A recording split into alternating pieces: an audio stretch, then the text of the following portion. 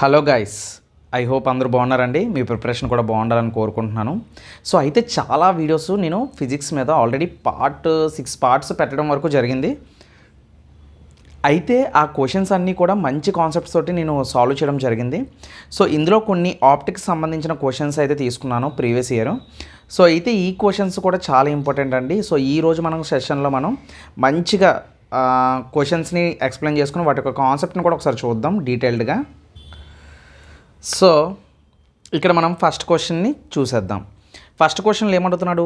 The splitting off white light into its components of colours is called.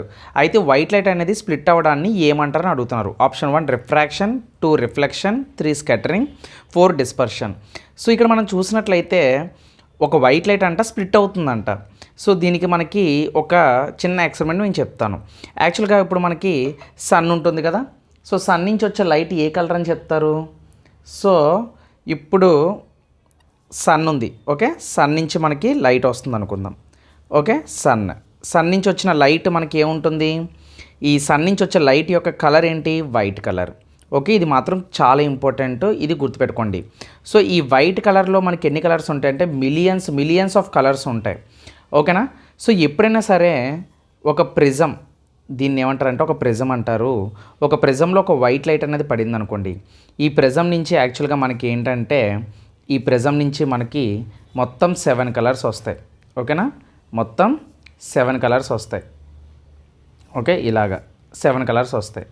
So ఈ 7 colours ఏంటంటే చిన్న trick అండి, విబ్గ్యోర్, ఓకేనా. VIBGYOR, విబ్గ్యోర్ అని గుర్తుపెట్టుకోండి. అంటే violet, IndiGo, blue, green, yellow, orange, red. So ఇది ప్రిజం అన్నమాట. ఇది ఏంటిది? ప్రిజం ఇది, ఓకేనా. సో ఈ ప్రిజంలో మనకి ఏంటంటే ఈ వైట్ లైట్ అనేది ఎప్పుడైనా ప్రిజం లోపలికి వెళ్తే మీకు నేను ఎప్పుడైనా సరే నా దగ్గర ఉంది ప్రిజం, నేను కావాలంటే షార్ట్ వీడియోలో పెట్టి చూపిస్తాను మీకు. 7 కలర్స్ అనేవి ప్రొడ్యూస్ అవుతాయి వైట్ లైట్ అనేది వెళ్ళినప్పుడు, ఓకేనా. సో అయితే ఇక్కడ మీరు చూసినట్లయితే వైట్ లైట్ అనేది 7 కలర్లుగా మారడాన్ని మనం ఏమంటామంటే దీన్నే డిస్పర్షన్ అంటాం. Option 4 is the correct answer. The white light split into 7 colours, the white light split into 7 colours is called dispersion, okay. 7 colours is called dispersion.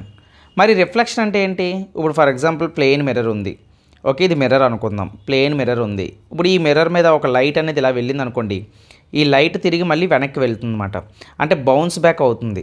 So ఇలా బౌన్స్ బ్యాక్ అయితే దీన్ని ఏమంటాం? Reflection అంటాం, ఓకేనా. సో డిఫరెన్స్ తెలుసుకోవాలి. ఇప్పుడు scattering ఉంది. ఇప్పుడు ఒక పార్టికల్ ఉంది, ఒక పార్టికల్ ఒక లైట్ వెళ్ళింది అనుకోండి, ఇది అన్ని డైరెక్షన్లోనే ఇలా స్కాటర్ అవుతుంది, దీన్ని స్కాటరింగ్ అంటారు, ఓకేనా. దీన్ని ఏమంటారు? స్కాటరింగ్ అంటారు. మరి రిఫ్రాక్షన్ అంటే ఏంటి? ఇప్పుడు ఫర్ ఎగ్జాంపుల్ గాల్లోని ఎయిర్ ఉంది, ఎయిర్ అంటే ఏంటి? రేరార్ మీడియం. సో ఇప్పుడు ఒక నార్మల్ లైన్ మనం గీసుకుంటే ఎప్పుడైనా సరే నార్మల్ లైన్ అవసరం లేదు, ఒక రే అనేది ఇలా వచ్చిందనుకోండి, ఆ రే అనేది బెండింగ్ అవుతుందన్నమాట. రిఫ్రాక్షన్ అంటే ద బెండింగ్ ఆఫ్ లైట్, ఓకేనా. డెన్సర్ మీడియం, డెన్సర్ అంటే ఏంటి? వాటర్, ఓకేనా. డెన్సర్ అంటే ఏంటి? వాటర్. ఎయిర్ అంటే రేరార్. ఎప్పుడైనా గాల్లో ఉండే లైట్ నీటిలోకి పడింది అనుకోండి, ఆ లైట్ అనేది ఏమవుతుంది? బెండ్ అవుతుంది. దీనికి ఎగ్జాంపుల్ ఏంటంటే మీరు గ్లాస్లో వాటర్ తీసుకొని అందులో పెన్సిల్ని ముంచండి, పెన్సిల్ విరిగినట్లు మీకు కనిపిస్తుంది. అర్థమైందా మీకు? పెన్సిల్ విరిగినట్లు మీకు కనిపిస్తుంది అన్నమాట. సో అది ఎందుకు జరుగుతుందంటే రిఫ్రాక్షన్ ఆఫ్ లైట్ అని మనం చెప్పచ్చు. ఈ విధంగా ఈ 4 కాన్సెప్ట్ మీకు అర్థమైంది అనుకుంటున్నాను, ఓకేనా. ఇంకా చాలా కాన్సెప్ట్ ఉందండి. యాక్చువల్గా మీరు ఇక్కడ 7 కలర్స్ చూసినట్లయితే ఇందులో ప్రైమరీ కలర్స్ అని దేన్ని అంటారంటే యాక్చువల్గా ప్రైమరీ కలర్స్ అంటారు. ప్రైమరీ కలర్స్ వచ్చేసరికి 3 కలర్లు, RGB అని గుర్తుపెట్టుకోండి, రెడ్, గ్రీన్, బ్లూ. అలాగే సెకండరీ కలర్స్ వచ్చేసరికి మిగతా రిమైనింగ్ ఏవైతే ఉన్నాయో, ఫర్ ఎగ్జాంపుల్ ఆరెంజ్, ఎల్లో, తర్వాత ఇండిగో, తర్వాత వైలెట్. సో ఇవన్నీ కూడా ఏంటంటే సెకండరీ కలర్స్ కింద మనం చెప్పుకోవచ్చు. అలాగే వైలెట్, ఇండిగో, బ్లూని మనం బ్లూ ఫ్యామిలీ అంటాము, ఓకేనా. సో అలాగే రెడ్కి వేవ్ లెంత్ ఎక్కువ ఉంటుంది, అలాగే వైలెట్కి స్కాటరింగ్ పవర్ ఎక్కువ ఉంటుంది. ఎక్కువ వేవ్ లెంత్ పవర్ ఎవరికి ఉంటుందంటే రెడ్. అందుకే మనకి చూడండి సూర్యాస్తమయం టైంలోని, అంటే సూర్యాస్తమయం అంటే I mean sunset and sunrise టైంలో మీరు చూసినట్లయితే స్కై చాలా రెడ్గా ఉంటుంది, సూర్యుడు కూడా రెడ్గా కనిపిస్తాడు. ఎందుకు అంటే రెడ్కి ఎక్కువ వేవ్ లెంత్ అంటే దూరంగా ఉన్నా కనిపిస్తాయి, అందుకే సిగ్నల్ లైట్లు, మన బైక్లో ఉండే లైట్లు, అదే వెనకాల మనం బ్రేక్ వేసినప్పుడు వెనకాల రెడ్ లైట్ వెలుగుతుంది కదా, ఎందుకు రెడ్ కలరే ఉంటుంది? ట్రాఫిక్ లైట్స్లో రెడ్ సిగ్నల్ ఎందుకు ఉంటుంది అంటే, రెడ్ లైట్ అనేది మనకు చాలా దూరం నుంచి కనబడుతుంది అన్నమాట, చాలా దూరంగా కనిపిస్తాయి. ఈ రెడ్ తర్వాత ఆరెంజ్కి ఉంటుంది వేవ్ లెంత్, ఎల్లోకి ఉంటుంది, కానీ పైకి ఎల్లో కొలిది వేవ్ లెంత్ తగ్గిపోతుంది అన్నమాట. ఓకేనా? అందుకే మనకి డేంజర్ సిగ్నల్ రెడ్ ఎందుకు పెడతారంటే మనకి చాలా దూరంగా కనిపిస్తుంది కాబట్టి ఈ డేంజర్ సిగ్నల్ అనేది మనకి రెడ్ కలర్లో ఉంటాయి. అందుకే బైక్స్లోని రెడ్ జెండాలు ఊపుతారు, ఎందుకంటే రెడ్ అనేది కంటికి బాగా కనిపిస్తుంది, చాలా దూరంగా కనిపిస్తుంది అన్నమాట. అది వైలెట్ అనుకోండి, వైలెట్ దూరంగా కనిపిస్తుంది అన్నమాట, వైలెట్ దూరంగా ట్రావెల్ చేయదు, వైలెట్కి స్కాటరింగ్ పవర్ ఎక్కువ. వైలెట్, ఇండిగో, బ్లూకి అందుకే వీటిని ఏమంటారంటే బ్లూ ఫ్యామిలీ అంటారు యాక్చువల్లీ. వీటికి స్కాటరింగ్ పవర్ అనేది ఎక్కువ అన్నమాట, అందుకే స్కై అనేది బ్లూ కలర్లో ఉంటుంది. చాలామందికి డౌట్ వచ్చింది స్కై ఎందుకు బ్లూ కలర్లో ఉంటుందని. ఇది చాలా ఇంట్రెస్టింగ్ కాన్సెప్ట్ అండి యాక్చువల్గా. ఇది నేను ఎప్పుడైనా ఖాళీగా ఉన్నప్పుడు మీకు ఒక వీడియో చేసి దీని మీద మీకు పెడతాను, అప్పుడు మీకు అర్థమవుతుంది. సో అర్థమైంది కదండి క్వశ్చన్ మొత్తం, ఇది అంతా అర్థమైంది కదా. సో వైట్ లైట్ అనేది అంటే డిస్పర్షన్ అంటే ఏంటో అర్థమైంది, స్కాటరింగ్, రిఫ్రాక్షన్. ఐ హోప్ మీకు అర్థమైంది అనుకుంటున్నాను. నెక్స్ట్ క్వశ్చన్ చూద్దాం. అయితే ఇక్కడ నెక్స్ట్ క్వశ్చన్ మనం చూసినట్లయితే ఇక్కడ ఏముందండి, ఇక్కడ మనకి వాట్ ఈజ్ మిర్రర్స్ ఫార్ములా అని అడిగాడు. యాక్చువల్గా ఇక్కడ ఫార్ములా అనేది నేను టైప్ చేయలేదండి, సో టైపింగ్ అంటే అవ్వలేదు, అలా చేయడానికి నప్పలేదు అనమాట. సో చూడడానికి కన్ఫ్యూజన్గా ఉందని సో నేనే డైరెక్ట్గా చెప్పేస్తాను అనమాట ఈ క్వశ్చన్ అనేది. మిర్రర్స్ ఫార్ములా అంటే మనకి మిర్రర్స్ కొన్ని రకాలు ఉంటాయండి, plane mirror, concave mirror, convex mirror. యాక్చువల్గా ఫర్ ఎగ్జాంపుల్ చూసినట్లయితే ఇప్పుడు స్ట్రైట్గా ఉందనుకోండి, ఇప్పుడు వెనకాల పాలిష్డ్ చేసి ఇలా ఉంటుంది, ఒక పర్సన్ నించుంటే ఈ పర్సన్ అనేవాడు యాస్టీస్గా ఈ మిర్రర్లో ఎలా కనిపిస్తాడు, అలాగే కనిపిస్తాడు. సో ఇది ప్లేన్ మిర్రర్ అనమాట, ఉన్న ఆబ్జెక్ట్ని ఉన్నట్లే చూపిస్తుంది. కాకపోతే ఇది రియలా వర్చువలా అంటే యాక్చువల్గా పర్సన్ ఇక్కడ మనకి ఎలా కనిపిస్తున్నాడు, ఎరెక్ట్గా కనిపిస్తున్నాడు. అంటే ఇది అనేది మనకి ఏమవుతుంది, వర్చువల్ ఇమేజ్ అవుతుంది. యాక్చువల్గా ఇదేంటి, వర్చువల్ ఇమేజ్ అవుతుంది. సో అద్దంలో మనం చూసేది ఎప్పుడు నిజం కాదండి, యాక్చువల్గా ఇది చెప్పాలంటే ఇది ఒక ఫేక్. అర్థమైందా? వర్చువల్ ఇమేజ్ అంటే ఇమాజినరీ ఒక వర్చువల్ ఇమేజ్ ఫామ్ అవుతుంది, ఇది రియల్ ఇమేజ్ కాదు. మరి రియల్ ఇమేజ్ అంటే ఎలా ఉంటుందంటే, real images always are inverted, అంటే ఇలా ఉంటాయి, రివర్స్లో ఉంటాయి అన్నమాట. So real images are inverted. కానీ మన కాన్సెప్ట్ ఏంటి, మిర్రర్స్ ఏంటని. సో ఇప్పుడు చూడండి, ఇలా ఒక మిర్రర్ ఉంటుంది, ఇలా ఇలా ఇలా ఉన్నదనుకోండి మిర్రర్, దీన్ని కాన్కేవ్ మిర్రర్ అంటారు. అది ఒకవేళ ఇలా ఉందనుకోండి, పాలిష్డ్ ఇటువైపు ఉండి మనకి ఇలా ఉందనుకోండి, దీన్ని కాన్వెక్స్ మిర్రర్ అంటారు. ఓకే, ఇలా ఉందనుకోండి, దీన్ని కాన్కేవ్ మిర్రర్ అంటారు. ఓకేనా? సో ఈ మిర్రర్స్కి మనకు ఫార్ములా ఉంటుందండి. అంటే ఇమేజ్ ఎక్కడ ఫామ్ అవుతుంది, ఆబ్జెక్ట్ ఇప్పుడు సపోజ్ ఇక్కడ పర్సన్ నించున్నాడు, ఇక్కడ ఇమేజ్ ఫామ్ అయింది అంటే ఈ పర్సన్ని యూ అంటారు, ఇక్కడ వచ్చిన ఇమేజ్ని ఏమంటారు, వి అంటారు. సో ఫోకస్ అయినప్పుడు దాన్ని ఎఫ్తో డినోట్ చేస్తారు. సో దీనికి మిర్రర్స్ ఫార్ములాకి యూజ్ చేసే పద్ధతి ఏంటంటే 1/f = 1/u + 1/v. ఈ ఫార్ములా చాలా అంటే చాలా ఇంపార్టెంట్ అండి, మీరు దీన్ని ఎట్టి పరిస్థితుల్లో కూడా మర్చిపోవద్దు. ఓకే, చాలా ఇంపార్టెంట్, మీరు గుర్తుపెట్టుకోవాలి. అలాగే మిర్రర్స్ అంటే అద్దాలు కాకుండా లెన్సులు ఉంటాయండి, లెన్స్ ఫార్ములా అంటారు. So lens formula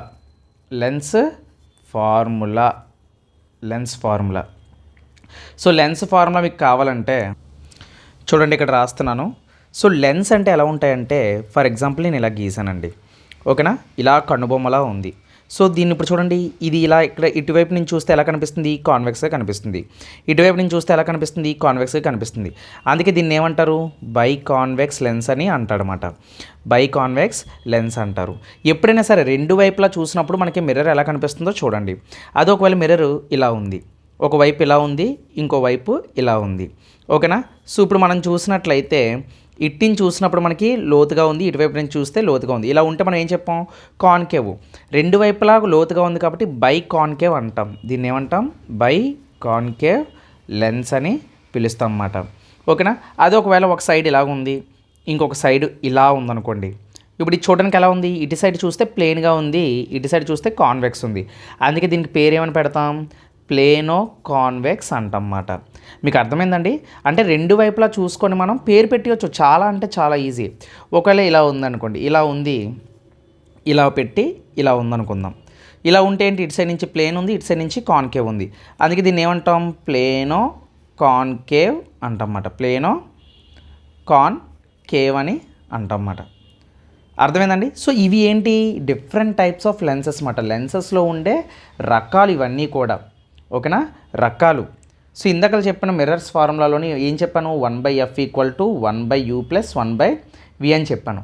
lens formula కూడా మనకి సిమిలర్గా మనకి అలాగే ఉంటుందండి. కాకపోతే సో ఈ ఫార్ములా అనేది గుర్తుపెట్టుకోండి. మనకి లెన్స్ ఫార్ములా ఏంటంటే, సో లెన్స్ ఫార్ములా అనేది మనకి ఇది చాలా ఇంపార్టెంట్. ఏంటంటే 1/f = 1/v - 1/u. సో చాలా అంటే చాలా ఇంపార్టెంట్ ఇది, ఓకేనా. 1/f = 1/v - 1/u మాట. అర్థమైందండి. సో అది అసలు ఈ లెన్స్లు మనకేంటి, ఇవన్నీ కూడా కర్వ్డ్ సర్ఫేస్ ఏరియాసెస్ అండి. అంటే కర్వ్డ్ సర్కిల్స్ నుంచి గ్లాసెస్ నుంచి మనకి లెన్స్లు అనేవి తయారు చేస్తారు. అంటే మీకు డౌట్ రావచ్చు, ఏంటి ఇలా ఉన్నాయి మొక్కల కిందని. మీకు సింపుల్గా చెప్తాను చూడండి. ఇప్పుడు నేను ఒక రౌండ్ గ్లాస్ తీసుకున్నాను, తర్వాత ఇంకొక రౌండ్ గ్లాస్ తీసుకున్నాను. ఇప్పుడు నేను ఏం చేస్తానంటే ఈ గ్లాస్ పీస్ని నేను ఏం చేస్తానంటే కట్ చేస్తాను అనమాట. ఎలా కట్ చేస్తానంటే ఈ పార్ట్ మొత్తం తీసేస్తాను, ఓకేనా. అలాగే ఈ పార్ట్ మొత్తం తీసేస్తాను అనమాట. సో ఈ పార్ట్ మొత్తం తీసేస్తే నాకు చూడండి ఏమొచ్చింది, నాకు ఇక్కడ ఏమొచ్చింది చూడండి, నాకు బైకాన్వెక్స్ లెన్స్ వచ్చిందా. సింపుల్. అంటే ఆ విధంగా మనం కట్ చేసుకుంటే ఇటువంటి లెన్స్లు వస్తాయన్నమాట. అంటే ఇవన్నీ ఏంటి, కర్వ్డ్ సర్ఫేసెస్ నుంచి మనకు వస్తాయన్నమాట, ఓకేనా. ఇక్కడ ఎఫ్ అంటే ఏంటి అసలు, ఇక్కడ ఎఫ్ అంటే ఫోకస్. వి అంటే ఏంటి, ఇమేజ్. యు అంటే ఏంటి, యు అంటే ఆబ్జెక్ట్. ఏడు సార్ వి అంటే ఇమేజ్, యు అంటే ఆబ్జెక్ట్, ఏడు మాట్లాడుతున్నారు మీరు అంటే, యాక్చువల్గా ఇప్పుడు ఒక ప్రిన్సిపల్ యాక్సిస్ మనం తీసుకున్నాం. ఫర్ ఎగ్జాంపుల్ ఇక్కడ ఒక లెన్స్ ఉంది, ఓకేనా, ఇలాగ ఒక బైకాన్వెక్స్ లెన్స్ ఉంది. ఇప్పుడు నేను ఏం చేస్తానంటే, ఇప్పుడు ఇది పోల్ అనుకుందాం. అయితే ఇప్పుడు ఫర్ ఎగ్జాంపుల్ ఒక పర్సన్ ఇక్కడ నించున్నాడు అనుకోండి. ఈ పర్సన్ ఏం చేస్తాడు, కంటితో ఇక్కడ చూస్తాడు. అంటే ఒక అద్దంలోనే ఒక లెన్స్ ముందు చూసినప్పుడు ఈ లెన్స్ అనేది ప్యారలల్గా ఒక రే అనేది వెళ్తుంది. దీన్ని ఒక రే అనుకోండి. ఈ రే అనేది ఇక్కడ లెన్స్కి వెళ్ళి ఏమవుతుంది, రిఫ్లెక్ట్ అయ్యి ఒక పాయింట్ వస్తుంది. ఈ పాయింట్నే ఎఫ్ అంటాం, దీన్నే ఫోకస్ అంటాం, ఓకేనా. సో అలాగే next centre of the optical centre నుంచి ఒక రే అనేది ఇలా వెళ్ళి ఇక్కడ ఒక పాయింట్ మీట్ అవుతుంది. ఎక్కడైతే ఈ పాయింట్ మీట్ అయిందో చూడండి, ఇక్కడ ఈ పర్సన్ రివర్స్లో కనిపిస్తాడనమాట. సో రివర్స్లో కనిపిస్తున్నాడంటే ఇక్కడ పర్సన్ ఏంటి, రియల్.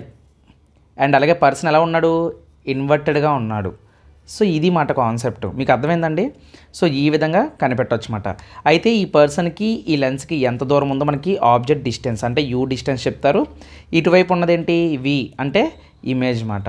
ఎప్పుడైనా ఇటు సైడ్ ఉన్నది మైనస్ తీసుకోవాలి, ఇటు సైడ్ ఉన్నది ప్లస్ తీసుకోవాలి. సో దీనిపైన కొన్ని ప్రాబ్లమ్స్ ఉంటాయి. ఆ ప్రాబ్లమ్స్ నేను ఎక్స్ప్లెయిన్ చేసినప్పుడు మీకు ఇంకా క్లారిటీగా అర్థమవుతుంది అన్నమాట. సో అలాగే ఇంకో ఫార్ములా ఉంటుంది. ఆ ఫార్ములా ఏంటంటే లెన్స్ మేకర్స్ ఫార్ములా. దీని డెరివేషన్స్ నన్ను అడిగితే సజెషను, దీని డెరివేషన్స్ అవసరం లేదండి, మీరు జస్ట్ ఫార్ములాను గుర్తుపెట్టుకుంటే చాలు, ఓకేనా. So 1/f = n - 1 × 1/r1 - 1/r2. ఇందాక చెప్పాను కదా, కర్వ్డ్ సర్ఫేసెస్. ఆర్ అంటే రేడియస్, ఇక్కడ radius of the curvature. So ఆ విధంగా ఈ ఫార్ములా అనేది చాలా అంటే చాలా ఇంపార్టెంట్, ఓకే. సో గుర్తుపెట్టుకోండి, ఇది కూడా మనకి ఇంపార్టెంట్. చెప్పలేం, ఫిజిక్స్లో ఎలాగైనా మనల్ని క్వశ్చన్ అనేది అడగొచ్చు, ఓకే. సో అది నెక్స్ట్ క్వశ్చన్ చూద్దాం. సో నెక్స్ట్ క్వశ్చన్ మనం చూసినట్లయితే క్వశ్చన్ చూడండి ఎలా అడుగుతున్నాడో. The reflection on a bathroom mirror అంట. బాత్రూమ్ మిర్రర్లో ఉండే రిఫ్లెక్షన్ అంట లేక్లోని glare on the pair of glasses అంటే అద్దాల్లోని. So a type of reflection ఉంటుందని చెప్తున్నాడు. చాలా ఈజీ అండి. ఆప్షన్లో మనం ఎలిమినేట్ చేసుకుంటూ వెళ్దాం. యాక్చువల్గా ఎలిమినేట్ చేసుకుంటూ వెళ్తే మల్టిపుల్ రిఫ్లెక్షన్ అంటున్నాడు. మల్టిపుల్ రిఫ్లెక్షన్ అంటే ఏంటండి, ఫర్ ఎగ్జాంపుల్ ఇక్కడ ఒక అద్దం ఉంది, ఓకేనా. అలాగే ఆపోజిట్లో ఇంకొక అద్దం ఉంది. మధ్యలో నువ్వు నించున్నావు అనుకో, ఇది మీకు బాగా గుర్తుంటుంది. మన చిన్న వయసులో మనం చూస్తూ ఉంటాం, ఆశ్చర్యంగా చూస్తూ ఉంటాం. బార్బర్ షాప్లోకి వెళ్ళినప్పుడు మనకి ఆపోజిట్లో వాడు 2 అద్దాలు పెడతాడు పెద్ద పెద్దవి. అందులో మనం కొన్ని వందల మంది కనబడతాం, కొన్ని వందల రిఫ్లెక్షన్లు వస్తాయన్నమాట. దీన్నే మల్టిపుల్ రిఫ్లెక్షన్ అంటాం. ఏంటి, 2 ఆపోజిట్ మిర్రర్స్ ఉన్నప్పుడు మనకి ఇది అవుతుంది. ఇప్పుడు 2 ఆపోజిట్ మిర్రర్స్ ఉన్నప్పుడు మనకి ఇది జరుగుతుంది అన్నమాట. ఏం జరుగుతుంది, మల్టిపుల్ రిఫ్లెక్షన్ అనేది జరుగుతుంది. స్పెక్యులర్ రిఫ్లెక్షన్ అంటే ఏంటి? స్పెక్యులర్ రిఫ్లెక్షన్ అంటే స్మూత్ సర్ఫేస్ ఉన్నప్పుడు ఇది జరుగుతుందన్నమాట. స్మూత్ సర్ఫేస్ మీద లైట్ అనేది పడినప్పుడు మనకి ఈ రిఫ్లెక్షన్ అనేది జరుగుతుందన్నమాట. అంటే అర్థం చాలా స్మూత్గా ఉండాలన్నమాట. అప్పుడు మన యొక్క రిఫ్లెక్షన్ నీట్గా ఉంటుంది దాని మీద. ఓకేనా? సో అది అంటే దీని అర్థం ఏంటి? ఇచ్చిన క్వశ్చన్ కరెక్ట్గా ఆన్సర్ ఏమవుతుంది? ఆప్షన్ 2 అవుతుంది. ఓకే, ఇంకా గ్లాసీ రిఫ్లెక్షన్ అవ్వదు, డిఫ్యూజ్డ్ రిఫ్లెక్షన్ అవ్వదు. అంటే మెరిసేది కాదు. అలాగే డిఫ్యూజ్డ్ రిఫ్లెక్షన్ అంటే మళ్ళీ కన్ఫ్యూజ్ అవుతారేమో. డిఫ్యూజర్ అంటే ఇప్పుడు ఇది ఏమని చెప్పాను? స్మూత్ సర్ఫేస్ అని చెప్పాను. అంటే స్మూత్ సర్ఫేస్ ఇందాక చెప్పాను కదా, రిఫ్లెక్షన్ యాంగిల్ కరెక్ట్గా ఉండాలంటే సర్ఫేస్ స్మూత్గా ఉండాలి. ఇలా ఉన్నప్పుడే నువ్వు ఎన్ని రిఫ్లెక్షన్లు చేసినా కరెక్ట్గా వెళ్తాయి. అది చూడండి, ఇప్పుడు ఇదేంటి? రఫ్ సర్ఫేస్ కదా ఇది. అంటే రఫ్ సర్ఫేస్ అంటే ఇప్పుడు ఒక రిఫ్లెక్షన్ ఇలా వచ్చింది అనుకుందాం, ఇది ఇలా వెళ్ళిపోద్ది, ఇంకోటి ఇలా వెళ్ళిపోద్ది, ఇంకోటి ఇలా వెళ్ళిపోద్ది, ఇంకోటి ఇలా వెళ్ళిపోద్ది. అంటే దేనికి నచ్చినట్లు అవి వెళ్ళిపోతాయి అన్నమాట ఇలాగా. అంటే ఒక రెగ్యులర్ రిఫ్లెక్షన్ అనేది ఉండదు. అందుకే దీన్ని ఏమని పిలుస్తారంటే యాక్చువల్గా ఇర్రెగ్యులర్ రిఫ్లెక్షన్ అంటారు. దీన్ని ఏమంటారు? ఇర్రెగ్యులర్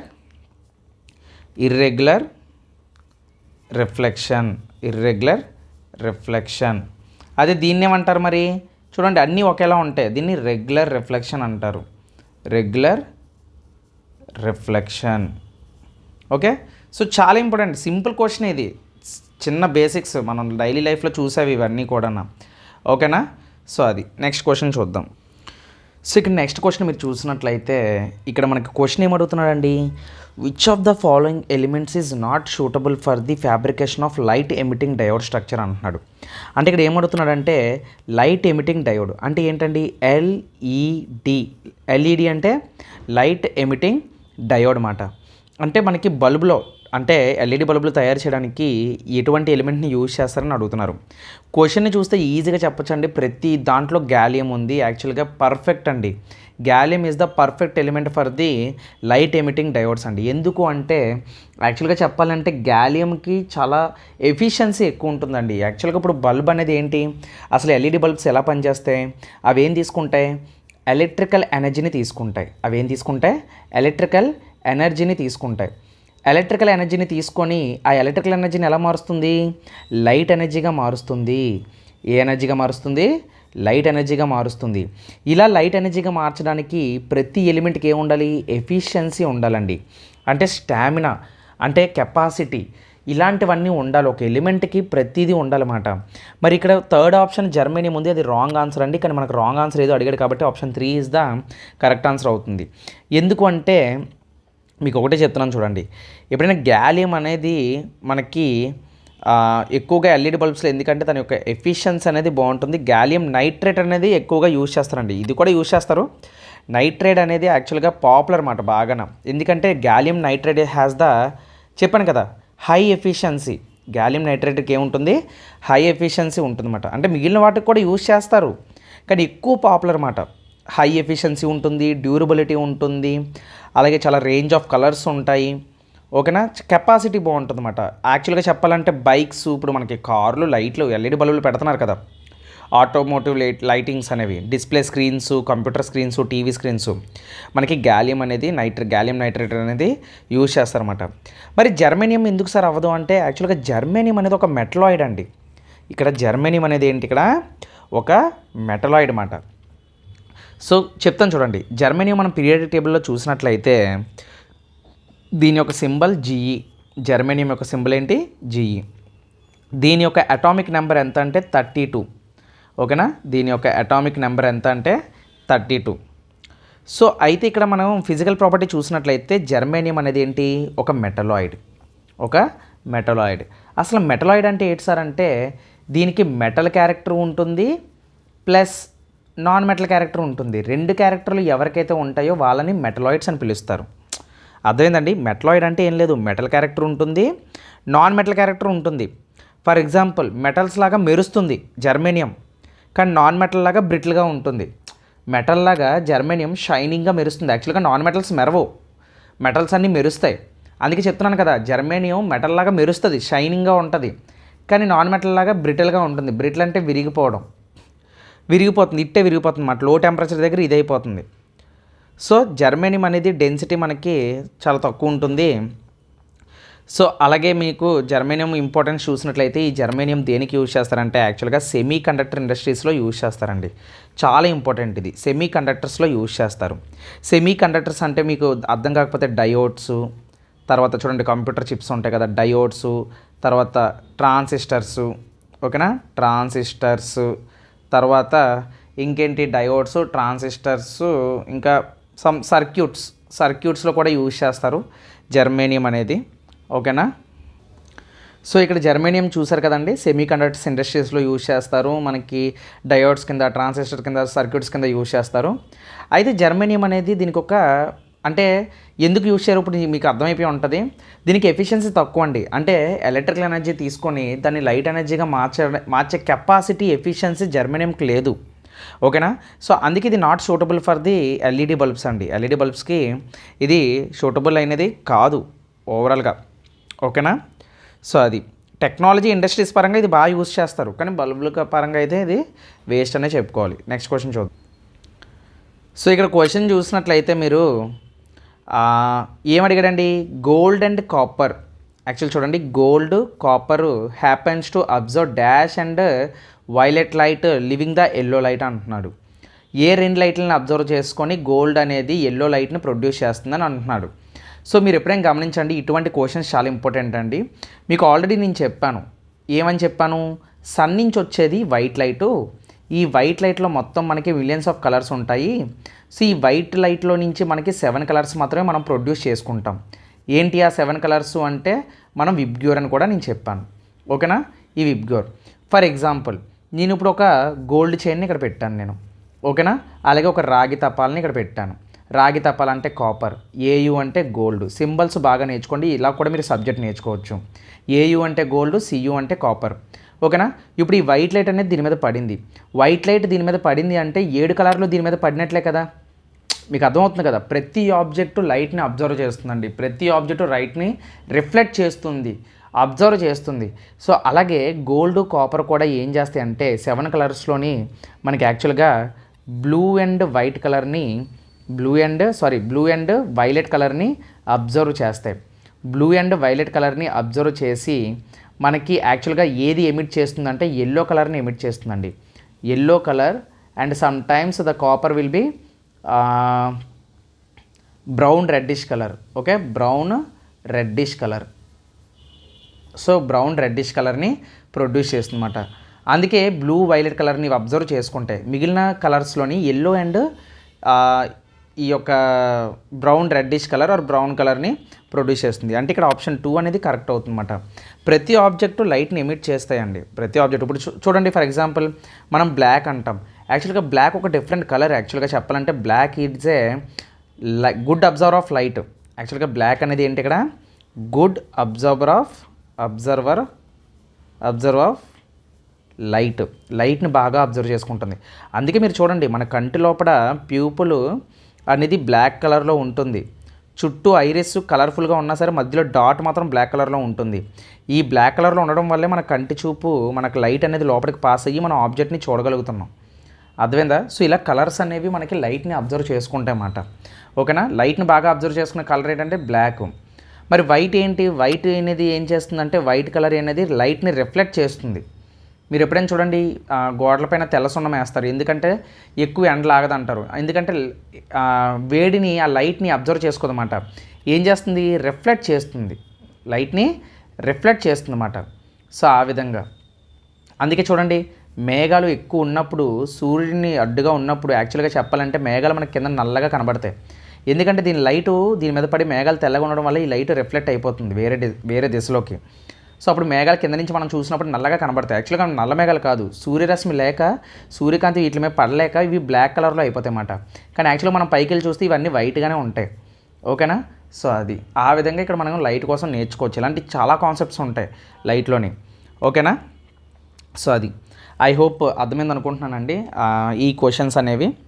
సో మీకు కానీ ఏమైనా డౌట్స్ ఉన్నా నెక్స్ట్ క్లాసెస్ కూడా పెడతానండి. యాక్చువల్గా సిరీస్ ఫిజిక్స్ క్వశ్చన్స్ ఇంపార్టెంట్ కాబట్టి నేను చెప్తున్నాను. ఈ సిరీస్ ఫిజిక్స్ ఒకటి, కెమిస్ట్రీ ఒకటి చాలా ఇంపార్టెంట్, మనకి ఎక్కువ వెయిటేజ్ ఉన్న సబ్జెక్ట్ కూడా ఇవి. ఏ ఎగ్జామ్ అయినా సరే, ఎస్ఎస్సి అయినా, ఆర్ఆర్బీ అయినా, బ్యాంక్ అయినా, ఏదైనా జనరల్ సైన్స్ అనేది ఇంపార్టెంట్ అండి లైఫ్కి అయినా దేనికైనా సరే. సో ఇలాంటి వీడియోతోటి మళ్ళీ మీ ముందుకు వస్తాను. నా ఛానల్ని లైక్ చేయండి మీకు కానీ నచ్చినట్లయితే. సో ఏమైనా తప్పులున్నా కింద నా కామెంట్ సెక్షన్లో చెప్పండి. ఏమైనా నేను మళ్ళీ ఆ నెక్స్ట్ వీడియోలో అవి రిపీట్ అవ్వకుండా చూసుకుంటాను. సో ఈ వీడియో కానీ మీకు నచ్చినట్లయితే లైక్ చేయండి, షేర్ చేయండి, నా ఛానల్ని సబ్స్క్రైబ్ చేయండి, అలాగే షేర్ చేయండి మీ ఫ్రెండ్స్ తోటి. సో మళ్ళీ ఇంకొక వీడియోలో కలుద్దాం. Until then keep watching. జై హింద్. అండ్ ఇంకోటండి, కెమిస్ట్రీ ఫిజిక్స్ నేను కొంచెం ఫోకస్ చేస్తాను. బయాలజీ కావాలి ఎవరికైనా కావాలి అనుకుంటే కింద కామెంట్ సెక్షన్లో నాకు చెప్పండి. సో బయాలజీ వీడియోస్ కూడా చేస్తాను. Thank you.